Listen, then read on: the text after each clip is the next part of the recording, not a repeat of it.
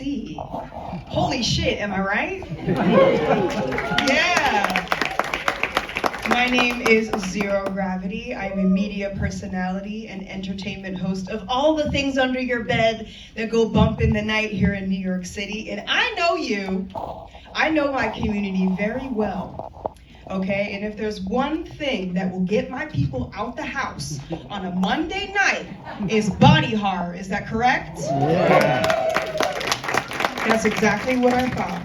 Please, a warm welcome for writers, directors, actors, Toby Poser and John Adams. Woo! And last but not least, the Lord of the practical and the Lord of the visual effects, Mr. Trey Lindsay.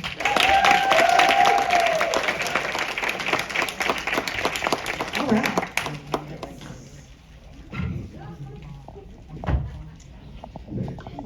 Thank you all so much. Super nice of you guys to hang out with us tonight.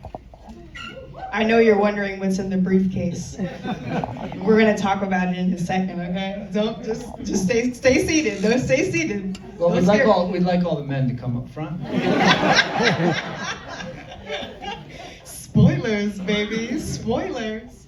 All right, let's get into these questions. So, this is not y'all's first rodeo, and I know that we have some Addams Family Films fans in the audience, so I would just like you to walk me through the birth of the first draft of Hellhole. How did we get here? Emphasis on birth. Well, you know, birth doesn't happen unless sex happens. Well, our daughter Lulu, that's a weird segue. That was really weird. Let's start. What's the question? Lulu came up with the first draft, and it had a lot of romance and some fun sex. But I should say before that, John and Zelda were traveling in Alberta, and I'll hand that over to you. Yeah, Z, remember we were driving up, is Z here still? Yeah, there she is. We were driving up through the fracking lands in Canada, and we were looking at all the man camps, and we were like, oh my God, this would be a great place to make a monster movie.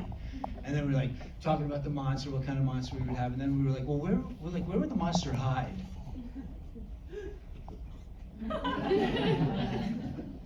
Lulu? Yeah. That about sort of became about bodies, and we love to talk about bodies, and I'm a total anatomy geek.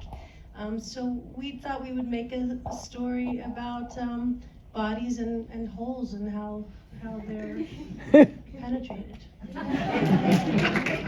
But also it was really fun because like we were getting into 1950s monster movies, and there's always the monster always in those movies are science, and there's always a monster's love interest. And so we thought it would be a lot of fun to do a love interest movie in the 2020s with science. And how about Toby's science? She like researched that shit. If you guys like go and like figure out like stalagmites and things that you wrote about there, that was great.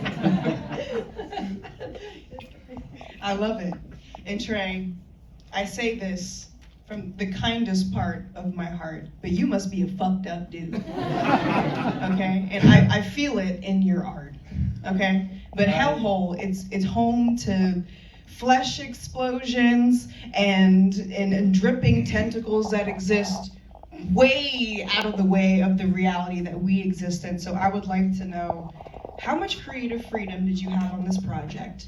And how much of the crazy shit that we just witnessed on the screen was actually, like, had a solid place in the script? Well, honestly, it was all in the script. But what's really fun with me is on all their films since Deeper You Dig, they've kind of brought me in early to just, especially with John, we kind of brainstorm of like, what's the sickest way to have something, you know, a person explode, or if we, I love it when he comes to me with like, is it possible to have a tentacle come out of someone's ass? And so when all those discussions kind of start with that, it kind of gets your mind, you know, it's all about, you know, kind of creative brainstorming. I feel just really privileged because I'm always there from kind of the beginning to kind of, not so much tell them, you know, what's possible or what's not, but just to kind of participate in sort of the wacky expanding of what's possible in something. So, and in this case, it was, you know, the very earliest stages, we were talking, and this was pre having a larger budget and going to another country.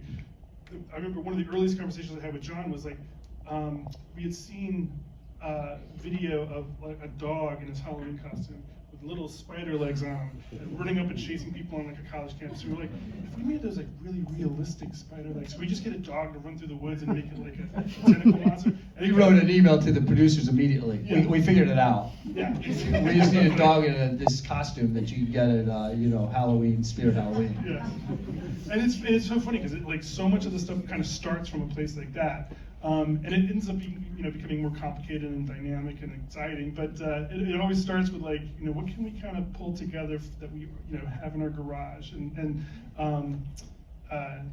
it's nice especially when we get people like in this case especially to work with Todd Masters, who kind of came in to design the creature and execute that. That was like he's one of my heroes, like from when I was in high school.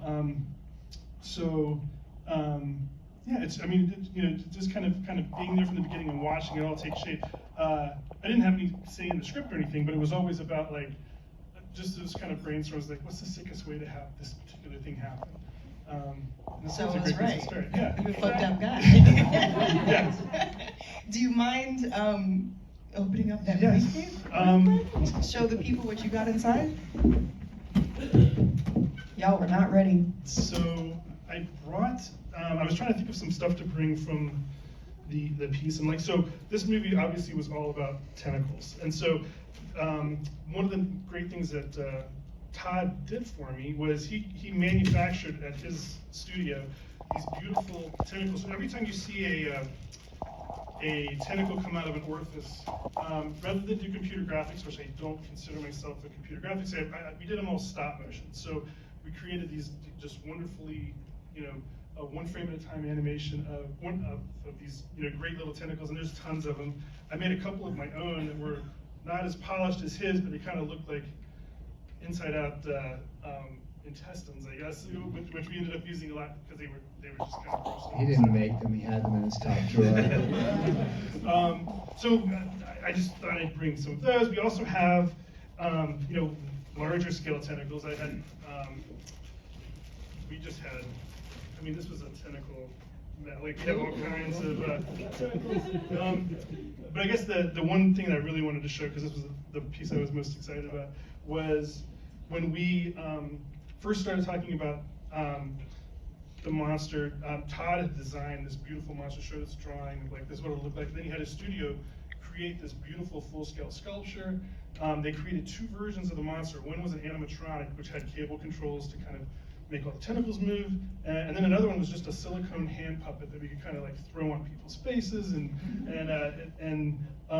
the third one that he made for me to use was anytime you see a full body shot of the monster running across the field or falling out of the tree, again, because I'm not a computer graphics guy, I don't like CG, we did a traditional stop motion. So he took his original sculpture.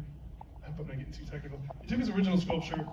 His crew guys liked the sculpture so much they took scans with their phone and made a little 3D model from the scans. And I was like, can I have the 3D model? I was going to print it out and make my own. And he was like, I'll have my guys do it.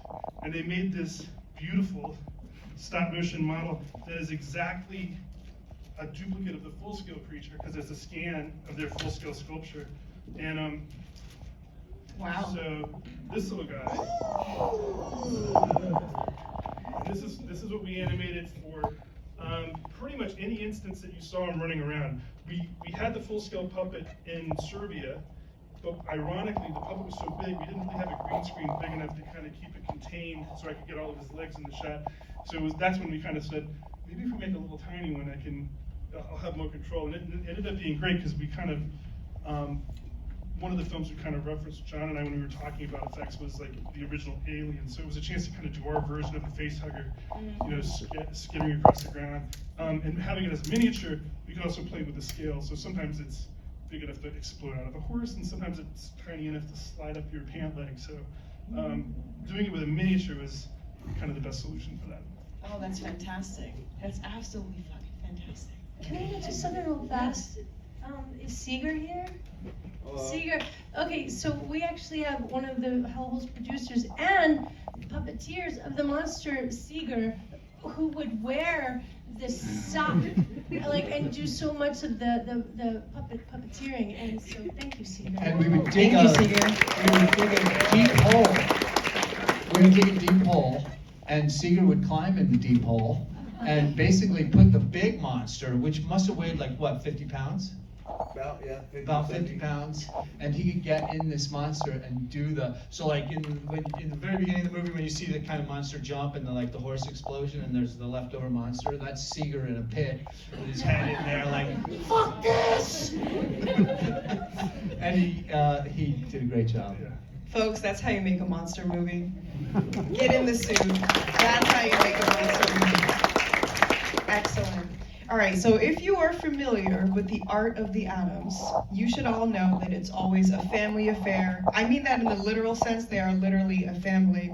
But many of your films have this very strong focus on honoring an ensemble, a great ensemble. That's something that I've noticed stays pretty consistent with all of your films. And so I'm curious on how your process was with the character building and casting, especially since this is a multicultural one. Oh yeah. Well, first of all, Max Portman, who plays Teddy, we've known since he was maybe 8, as our kids went to school with him. We lived in California, and so we've watched that kid grow. He's like a walking encyclopedia of cinema knowledge, and it was we just knew he was so perfect for this. It was great to have him come over with us. But the Serbian cast is just so fucking lovable. I mean, we had such a great time working with a great casting agent in Belgrade. We were there for about 3 weeks, and we got to meet and audition with these guys. And they just, for me, they make this film. And a lot of the humor really works for them, because when we learned we were going to shoot this in Serbia, and we got there, we just we went through the translation. So for them, there's a lot of inside humor. And then with the subtitles, some things are tweaked for American sensibilities. Like, for instance, when Danko explodes, Mickey says, the subtitles say, he exploded like a tomato. But in Serbia, it says, he exploded like Ivar, which is this very popular, like red pepper and tomatoey, red, bloody-looking dip that's quite delicious. It's the only thing you eat there. What's for breakfast? Ivar. So yeah, so that family, I mean, they just embraced it. They were so much fun. So we, in essence, we got to make a new family, many miles away. But the crew was a big family. We had like so many nationalities on this crew, and that was fun because it really was funny. There was, you really got that international humor, and I think the miscommunication of cultures was really fun to just keep, because as we were there miscommunicating with everybody, it was like just getting written into the script, and Americans have such an image there that isn't necessarily like terrific, and so it's fun to play that American, and be those Americans with all that miscommunication. And like Toby said, the Serbians were, and the everybody, the Russians and the French and the Montenegrins, everybody that was there, were so nice to us to take us seriously. Like, we knew we were making a monster movie that had humor, so it's semi. But it's so much fun if the actors don't nod and wink, and they didn't, and it was really fun. I loved them very much. I think it definitely shows. Definitely. I mean, I was cracking up. Good. I mean, and I was just like at home alone on my couch in the dark, and I was having a fucking blast. So I can only imagine how audiences will feel when this drops on Shudder. I mean, it's a hoot and a holler any way you spin it, honestly. And you all are very, very lucky to have experienced this on a big screen, because not everyone will have that privilege. So let's stay in Serbia for a second. How long were you out there? We were 3 weeks for pre-production, and we, I guess all in all, 3 maybe months? 6 weeks? Okay. 7 weeks? 7 weeks? State of mind And or Sean- actual time? And Sean, I also want to say our DP, Sean Dahlberg, is here as well. And so it was How long were we there? 7 weeks? About like 2 months. Okay, 2 months. 4 months? No, 2 months. Cue like the war flashbacks in the back of your brain, something like that. Did you have any unexpected difficulties having to go into a different country and have to film this? Or were we just rolling with the punches? No, they were. Everybody was running on their feet, right? I mean, they were really nice. Our production team has relationships with them, so it wasn't like they were fish out of water. Toby and I love to travel. When they said, this was supposed to be shot in the Catskills, right? It was supposed to be like a Canadian fracking crew. And then it was like, oh wait, can you shoot it in Serbia? And I was like, well, I don't know why I would ever else go to Serbia. So yes, we would love to shoot in Serbia. So let's go shoot in Serbia. And it was great for that. And they took us to the Rattan Mountains, which Toby could talk about more because she did a little of the historic research on it. Yeah, it was those mountains, they kind of pyramid-looking mountains. They do have a reputation for having some weird, it's kind of like their Roswell, you know, like supposedly there are like electromagnetic fields and like under the earth, and people go there to pick this specific tea, which is quite delicious, I have to say. I even brought it home with me and I drink it daily. And also this is really cool. So they predate Dracula. Like in the region, they supposedly have the OG vampire story that predates Dracula, and his name is Sava Savanovic. And you could like go through these villages, and it was like garlic on the door kind of like vibes. It was pretty awesome driving through these villages to where we shot at the river. And we stayed next to our hotel. Remember there was a guy who was like an alien hunter, and his house right across from the hotel had all this alien stuff. I mean, he was for real. Did you tell him? Could we tell? I didn't want to go over there. I didn't tell him nothing. Did you tell him, Trey? You're part of the conspiracy. I remember. For me, I remember when we were driving out to one of the locations, because it was where we went out to film in the woods, and they were chasing the creature around. It was an hour-long drive through these winding hills, and we went through this little village, and I remember distinctly saying, like, is it like it was post-Christmas in America? So I was like, maybe everybody had these white wreaths on the doors in this little old village, and I was like, oh, maybe they're celebrating something, and I'm an idiot American, so I don't know if there's some other holiday that I'm not aware of. And I mentioned it to one of the producers, and they were like, oh no, those are wreaths of garlic. I'm like, because vampires aren't a myth there. They're concerned about them, and they have them in the smaller villages. They had actual garlic wreaths, and we're part of a tradition. They were actually security. And when I heard that, I was like, that's a movie right there. Like, that's a whole other movie. Awesome. I love you, Nosferatu. I love it. I'm sitting here just looking at your puppet and thinking that, wow, puppetry in horror is really back. The last time I was at IFC, we saw the Voelderak, which also had this amazing puppet. And I'm so glad, because this is the way that monster movies really should be done. And I mean, it definitely shows, because clearly, I heard some things where people run into the bathroom like, oh, that was fucking awesome. Yeah, that's how it should be done. So, I want to go back to you for one moment. So, Hellhole drops on Shudder, August 23rd, I believe. Is there a moment that you worked on, like an oh shit moment, that you're really excited for viewers to experience for the first time? Oh, that's a good question. Honestly, the whole film, I've always told this to John and Toby, like whenever I work on their films, it's like I'm kind of seeing the movie through a little keyhole. And I'm familiar with my little shots here and there, but the overall effect is still nebulous until I see it all cut together.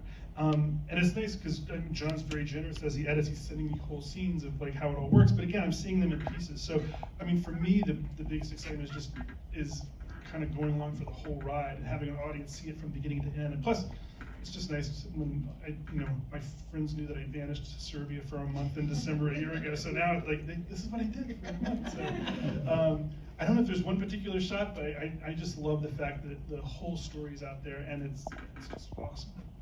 I mean, I could count like 6 in my head right now. So I don't know what I was expecting for an answer, but there are multiple oh shit moments that if I can have a reaction sitting alone at home on my couch, And I can only imagine what the rest of the world might think once they finally get this into their eyeballs, which I'm very excited for. So my next question, excuse me as I ask a little bit of a heavy question right now, but women across the world are living in a very uncertain time regarding the rights to our voices, but also the rights to our bodies.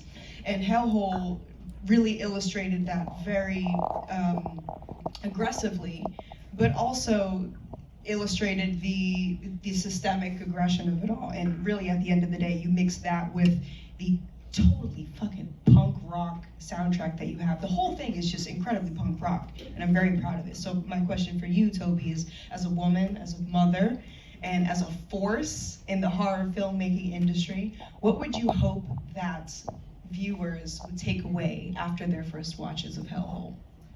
I love that question. Thank you so much for asking it. You know, we've seen so many narratives about women's bodies, how women's bodies are used from so many different angles.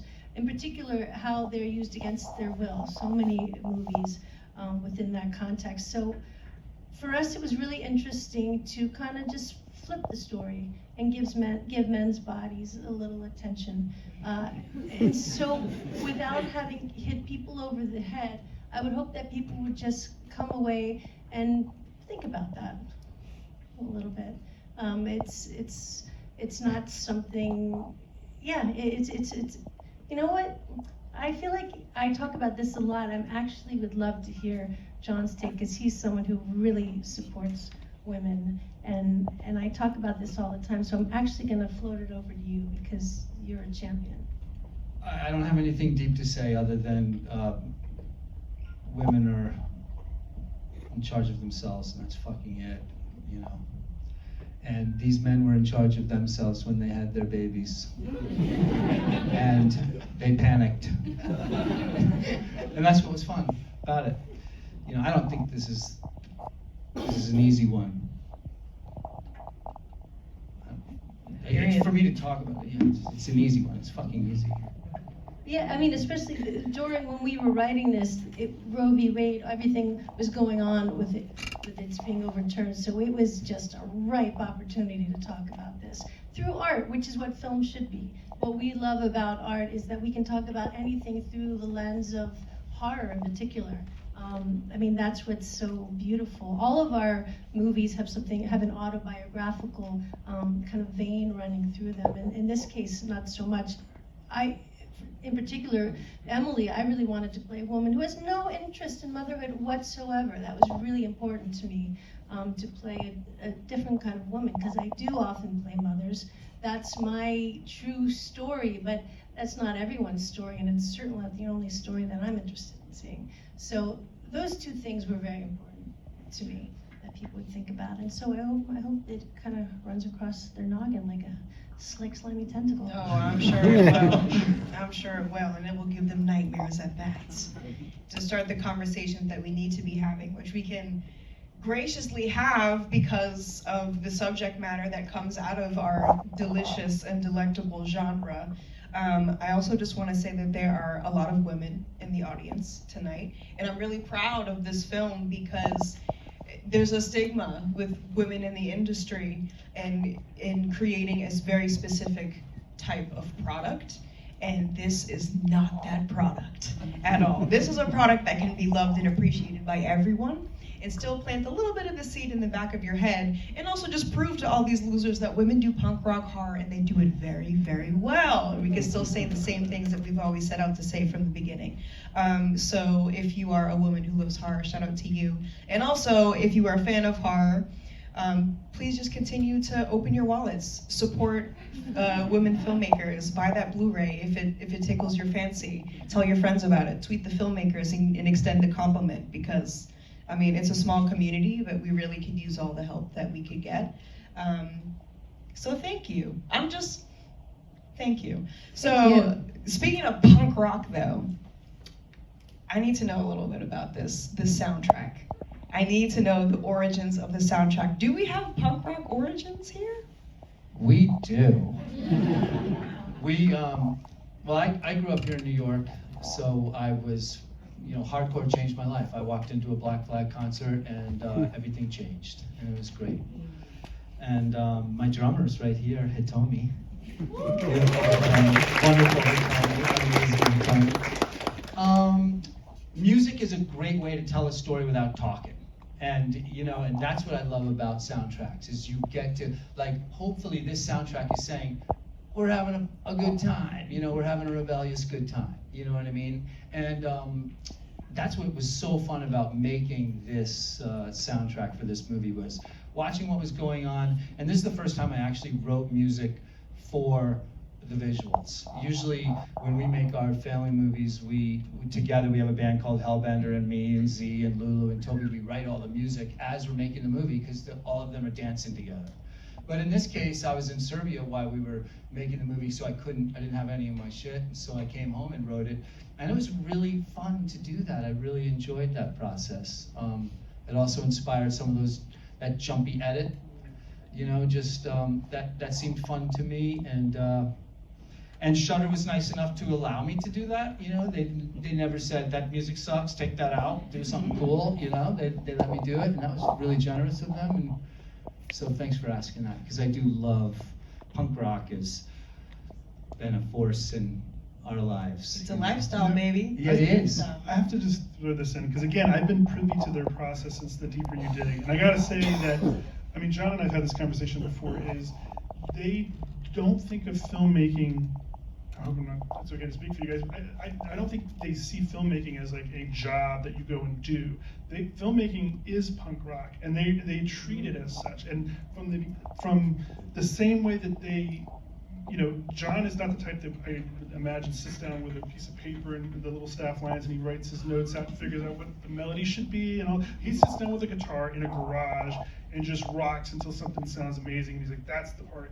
And that's exactly what they do with the films. There's that especially in the earlier days of like Deeper You Dig and things, when they're not even necessarily working with a completed feature script yet. They just have like ideas for scenes, the same way a punk band would have. They don't have an idea for an album. They're thinking of like, oh, this song would be cool here, and it's very artistic and musical and punk, and it comes through, and it's nice even with a bigger budget like this, that that aesthetic is still there, that urge, that whatever that primal spark is that causes them to want to make a movie. It's the same spark that makes them want to make a song. It just rocks, and it's cool to see it.